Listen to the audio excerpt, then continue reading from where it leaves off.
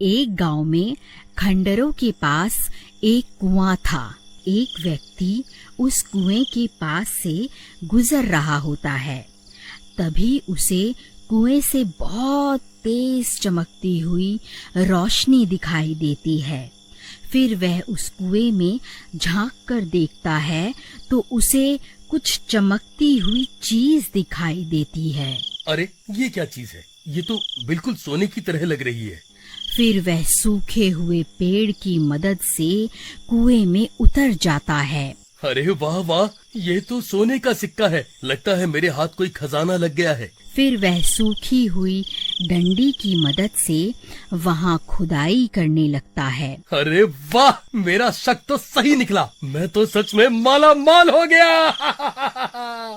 फिर वह और सिक्कों के लालच में और गहरा गड्ढा खोद देता है।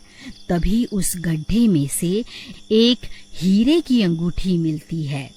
वह उस हीरे की अंगूठी को खींचने की कोशिश करता है तो अंगूठी के साथ साथ पूरा का पूरा हाथ ही बाहर निकल आता है। यह देखकर वह बहुत घबरा जाता है और उस हाथ से अंगूठी निकालकर जल्दी से पेड़ की मदद से कुएं से बाहर निकल जाता है और वहां से भाग जाता है। फिर एक दिन उस कुएं के पास से गुजर रहा होता है। इतनी तेज रोशनी देखकर वह चौंक जाता है और कुएं में झांकने लगता है। तभी वह खूनी हाथ उसे कुएं के अंदर खींच लेता है। अरे कोई मुझे बचाओ! अरे बचाओ बचाओ! मेरी अंगूठी मुझे वापस लौटा दे, वरना तेरे टुकड़े टुकड़े करके खा जाऊंगा। कंकाल भाई, मैं तो सिर्फ इस कुएं में झांक कर देख रहा था। मुझे नहीं पता आप किस अंगूठी की बात कर रहे हो। कंकाल भाई, मुझे जाने दो। झूठ मत बोल, तूने ही मेरी अंगूठी चुराई है। उसे मुझे अभी के अभी वापस कर दे। हे भगवान, अब मैं इस कंकाल को कैसे यकीन दिलाऊं कि इसकी अंगूठी मैंने नहीं चुराई। अरे कंकाल भाई, मेरा विश्वास करो, मैं सच बोल रहा हूँ। चाहे तो मेरी तलाशी ले लो। अगर तूने मेरी अंगूठी नहीं चुराई तो फिर किसने चुराई है? जल्दी उसका नाम बता। हे कंकाल जी, मुझे नहीं पता कौन कमबख्त आपकी अंगूठी चुरा कर भाग गया है। हे भगवान, आज तो बाल बाल बच गया। लेकिन वह हाथ किसका हो सकता है? अरे यार, कहीं वह हाथ किसी भूत प्रेत का तो नहीं था? हे भगवान, कहीं मुझसे कोई गलती तो नहीं हो गई? अजी, ये आपके हाथ में क्या है? अरे वाह, आप तो बड़े छुपे रुस्तम निकले जी। ये अंगूठी मैं तुम्हारे लिए ही तो लाया हूँ।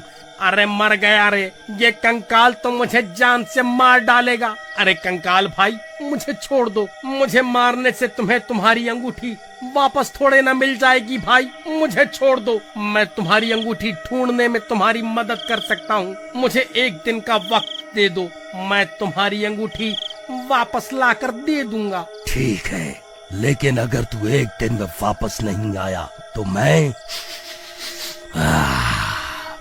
तुझे सूंघता सूंघता तेरे घर पहुंच जाऊंगा। फिर वहीं तेरे टुकड़े टुकड़े करके तुझे खा जाऊंगा। ठीक है कंकाल जी, मैं कुछ भी करके आपको आपकी अंगूठी वापस ला कर दूंगा।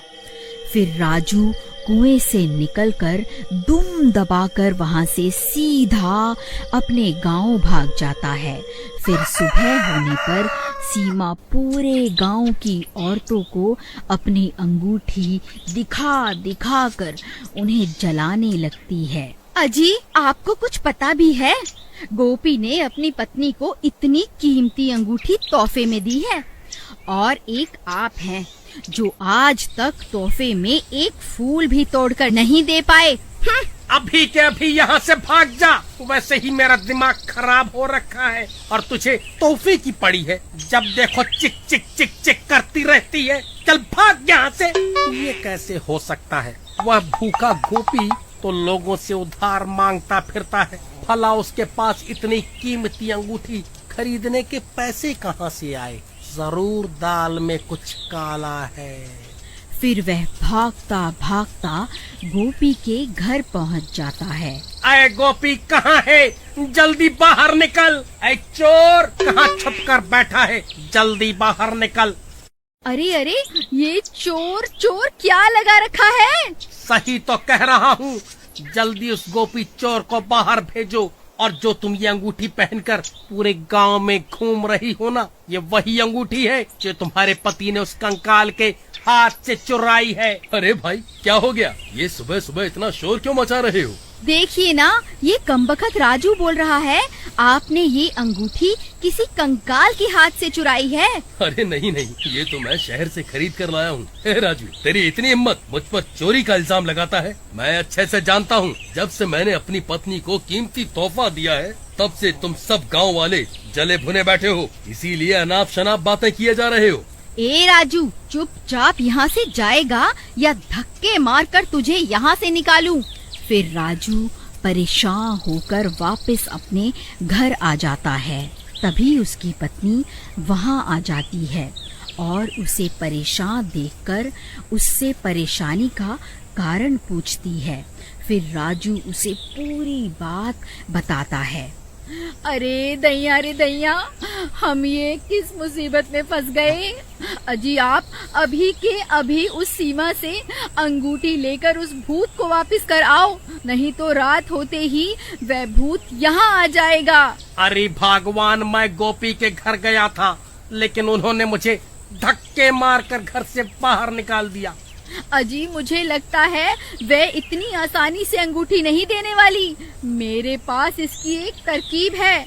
फिर रात होते ही राजू और अनीता गोपी के घर के बाहर पहुंच जाते हैं। भगवान, वह देखो, ये वही अंगूठी है जिसकी तलाश में हम यहाँ आए हैं। अजी, लेकिन हम इसकी अंगूठी उतारे कैसे? अगर हमने कोशिश भी की तो ये उठ जाएगी। तुम सही कहती हो, हम इसकी अंगूठी निकाल नहीं सकते। मेरे पास एक तरकीब है। क्यों ना हम इसे ही उठाकर उस कुएं के पास रख आएं, जहां वह भूत रहता है। वह अपने आप इससे निपट लेगा। फिर वह दोनों धीरे से उसकी चारपाई को उठा लेते हैं और धीरे धीरे जंगल की ओर चल देते हैं।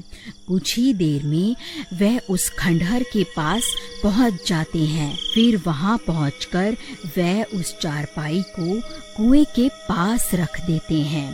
अरे कंकाल जी, आप कहाँ हो? देखो, मैं आपके लिए तोहफा लाया हूँ।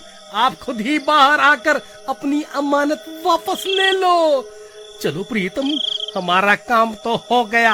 अब यहाँ से जल्दी से निकल लेते हैं।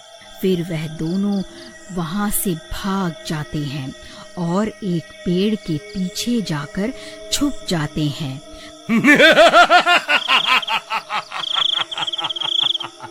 अरे वाह, मैंने तो सिर्फ अपनी अंगूठी मांगी थी, वह गांव वाला तो मेरे लिए एक और तोहफा ले आया।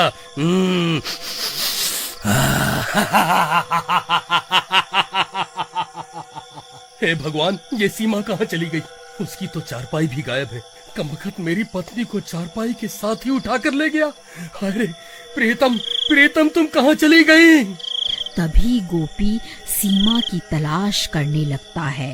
अरे भाई, तुमने मेरी पत्नी को कहीं देखा है क्या? हाँ भाई, अभी अभी वो राजू और उसकी पत्नी तुम्हारी पत्नी को चारपाई पर लेटा कर कहीं ले जा रहे थे।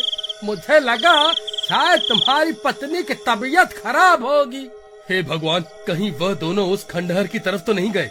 फिर वह भी भागता भागता उस कुएं के पास पहुंच जाता है और वहां पहुंचकर हैरान रह जाता है।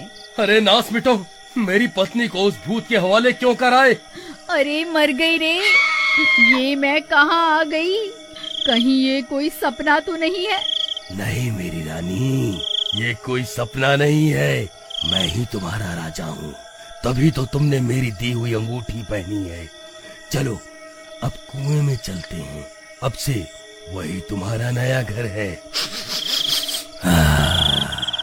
फिर वह कंकाल सीमा को अपने कंधों पर उठा लेता है और उसे कुएं में ले जाता है। अगर आप आगे की कहानी देखना चाहते हैं तो कमेंट करके जरूर बताएं।